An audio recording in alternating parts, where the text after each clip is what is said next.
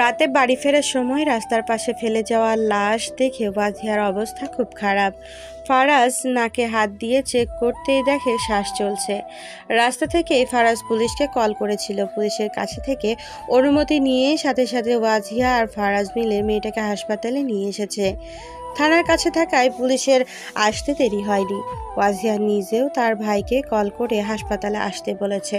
ওয়াজিহাকে বাইরে বসিয়ে রেখে ফারাজ রোগীর কাছে চলে যায়। তার এখন ইমিডিয়েট চিকিৎসার প্রয়োজন। ওয়াজিহা বাইরে বসে মনে মনে কিছু আওড়াচ্ছিল। স্পষ্ট মনে হতেই পুলিশকে জানিয়ে সে হাসপাতাল থেকে বেরিয়ে আসে। ততক্ষণে ওয়াহাজ চলে এসেছে। হাসপাতাল থেকে বের হয়েই ভাইকে দেখে ওয়াজিহা এক প্রকার দৌড়ে ভাইয়ের কাছে আসে। ওয়াহাজের দুই বাহু ধরে ওয়াজিহা বলে ওঠে, ভাইয়া, আমাদের এক্ষুনি বের হতে হবে। আমি তোমাকে একটা গাড়ির নাম্বার বলছি, তুমি প্লিজ খবর নিয়ে দেখো গাড়িটা কার। শান্ত হও তুমি। এত রাতে আমরা কোথায় যাব? সময় দেখেছো তুমি? কোনো কিছুতে তাড়াহুড়ো করতে নেই। তুমি দেখেছো গাড়িতে কতজন ছিল? যখন মেয়েটাকে ফেলে দিয়েছিল তখন দুজনকে দেখা গিয়েছিল, আর একজন ড্রাইভার ছিল। তোমাকে দেখেও সেখানে ফেললো মেয়েটাকে? আমি গেটের ভেতরে গিয়েছিলাম, বাইরে বের হতে হতেই গাড়িটা চলে গেল। আমি তখন গাড়ির নাম্বার দেখেছি। ওয়াজিহা গাড়ির নাম্বার জানলে ওয়াহাজ সাথে সাথে গাড়ির ডিটেলস জানার জন্য কাউকে কল করে। ওপাশ থেকে জানায় আগামীকাল সকালের মধ্যে জানিয়ে দেবে। ওয়াহাজ সম্মতি জানিয়ে কলটা কেটে ওয়াহাজ বেলাকে উদ্দেশ্য করে বলে, শোনো, একটা কথা বলি। এই সমস্যাটা পারিবারিক কোনো সমস্যা না। ফারাজ আমাকে কল দিয়েছিল। সে জানিয়েছে এটা ধর্ষণের কেস। আমি জানি আমার বোন প্রতিবাদী, কিন্তু তুমি আগে সমস্ত অন্যায়ের প্রতিবাদ সাথে সাথে করলেও এখন তোমাকে সময় নিতে হবে। সময় নিয়ে ভাবনা চিন্তা করে পদক্ষেপ নিতে হবে। আর হ্যাঁ শোনো, তুমি পুলিশকে সর্বোচ্চ সাহায্য করবে। তবে একটা কথা কি জানো? তুমি যাদের দেখেছো তারা যদি ধনী পরিবারের বিগড়ে যাওয়া জানোয়ার হয় তাহলে তারা বেঁচে যাবে। দুজন হাসপাতালের ভেতরে চলে আসে। মেয়েটার সাথে তার ব্যাগ ছিল, সেখান থেকে যে ফোনটা পাওয়া যায় সেটা দিয়ে বাড়িতে জানানো হয়েছে। কিছুক্ষণের মধ্যে মেয়েটার বাবা মা কান্না করতে করতে সেখানে উপস্থিত হয়। ফারাজ তখনও বের হয়নি ভেতর থেকে। সেখানে আরও কয়েকজন নার্স এবং ডাক্তার রয়েছে। ওয়াহাজের কাঁধে মাথা দিয়ে বেলা বসে আছে। ওয়াহাজ বোনের মাথায় হাত বুলিয়ে দিচ্ছে। রাত 12টার দিকে ফারাজ বাহিরে আসে। মুখটা তার মলিন। ফারাজ এগিয়ে আসতেই মেয়েটার বাবা মা ফারাজের কাছে গিয়ে দাঁড়ায়। মেয়েটার বাবা ভীষণ ভারী স্বরে বলে, কি হয়েছে আমার মেয়ের? ঠিক আছে তো? ফারাজ দুজনের দিকে একবার চোখ বুলিয়ে নেয়, বলে, হয়তো এই যাত্রায় আল্লাহ বাঁচিয়ে নেবেন, তবে আজ হয়তো জ্ঞান ফিরবে না। সকালের আশায় আছি, জ্ঞান ফিরলেও ফিরতে পারে। আমার মেয়ে বাঁচবে তো ডাক্তার? আল্লাহ ভরসা। মেয়ের জন্য দোয়া করুন। মা বাবার দোয়া তো আল্লাহ কবুল করে নেয়। দুজন দরজার বাইরে থেকে মেয়েকে দেখতে থাকে। মা তখনও কান্না করে যাচ্ছে। কান্না করতে করতেই বলে, আমি বলেছিলাম মেয়েকে এত প্রশ্রয় দিও না, সেটা বিরক্ত করছে। কয়েকদিন মেয়েটা ঘরে থাকলে কি এমন হতো? এখন আমার মেয়েটার কি হবে? কথাটা শুনে ওয়াজিহা বলে ওঠে, ভাইয়া, তুমি মেয়েটার বাবার নাম্বারটা নাও কোনোভাবে। তারা জানে এই অবস্থার জন্য কে দায়ী। ওয়াহাজ বলে ওঠে, আমারও সেটাই মনে হচ্ছে। আমি নম্বর নিয়ে আসছি, অপেক্ষা করো। ওয়াহাজ 2 মিনিটের মধ্যে ওয়াজিহার কাছে আবার ফিরে আসে। মোবাইলের স্ক্রিনে নাম্বারটা দেখিয়ে বলে, কাজ হয়ে গেছে।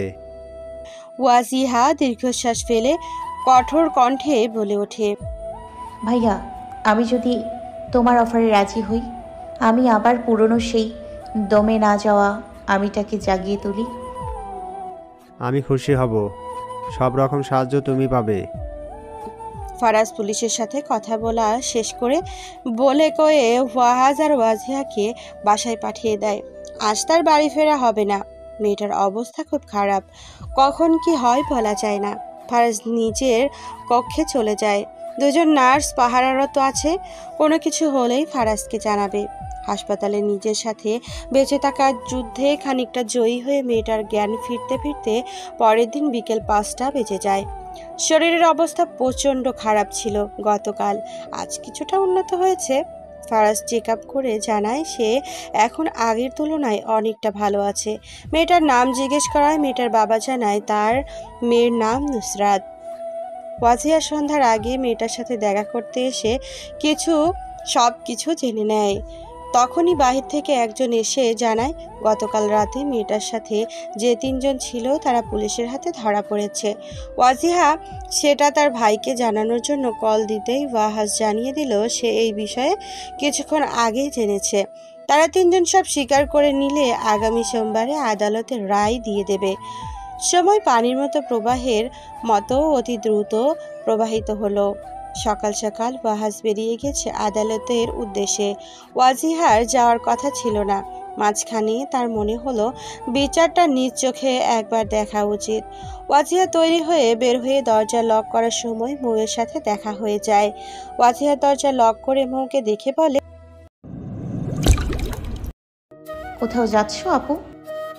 হ্যাঁ, হাসপাতালে যাচ্ছিলাম একটু। তুমি কোথায় যাচ্ছ? আমার একটু প্রয়োজন আছে, তাই বের হচ্ছি। আঙ্কেল আন্টি ভালো আছে? হ্যাঁ, সবাই ভালো আছে।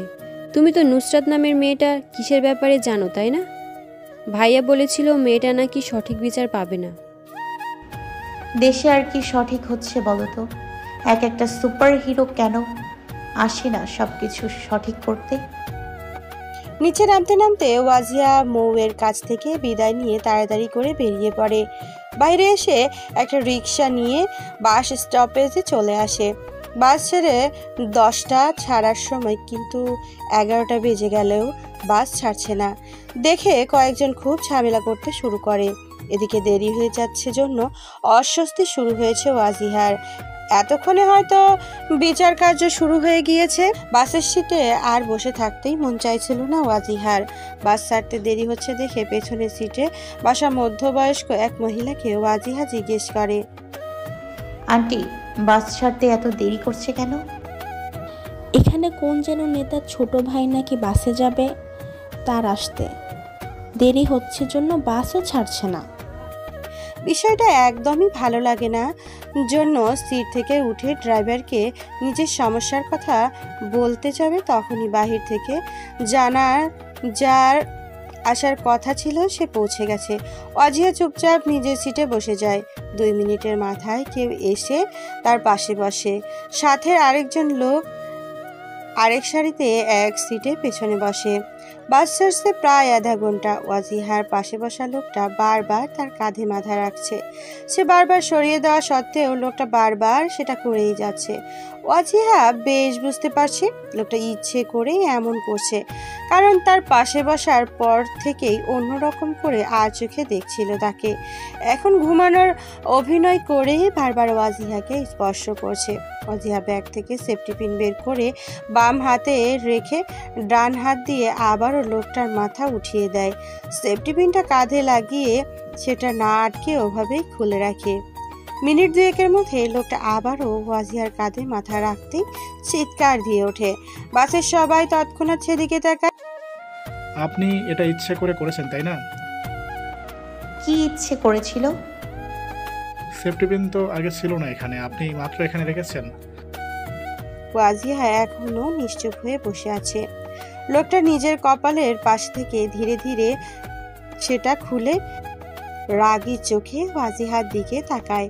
লোকটার কথায় ওয়াজিহা নিশ্চিত হয়ে যায় তার মনে যে এতক্ষণ ঘুমের ভান ধরে নারীর শরীর স্পর্শ করছিল। ওয়াজিহা তার দিকে তাকিয়ে চোয়াল শক্ত করে বাম গালে চর বসিয়ে দেয়। আশেপাশের মানুষ সার্কাস দেখার মতো সেই দিকে দেখছে। বেলার পাশে বসা লোকটা গালে হাত দিয়ে রক্তবর্ণ চোখে তার দিকে তাকিয়ে আছে। এক পর্যায়ে সে বেলার দিকে চর দেওয়ার জন্য হাত এগোতেই বেলা দ্বিতীয়বারের মতো চর দেয়। আশেপাশে কয়েকজন সেদিকে এগিয়ে এসে দুজনের বিবাদ থামাতে চায়। কি হয়েছে জানতে চাইলে বেলা বলে, হ্যালো গাইস, ভিডিওটি ভালো লাগলে একটু লাইক করে দিও, আর অবশ্যই কমেন্ট করে জানাও ভিডিওটি তোমাদের কেমন লেগেছে। আর ভিডিওটির পরবর্তী পার্ট খুব তাড়াতাড়ি আসবে। তো যারা এখনও চ্যানেলটিকে সাবস্ক্রাইব করনি, প্লিজ পরবর্তী পার্টগুলো দেখার জন্য চ্যানেলটিকে সাবস্ক্রাইব করে পাশে থাকা বেল আইকনটি প্রেস করে দিও। ধন্যবাদ সবাইকে, আমাদের সাথেই থেকো।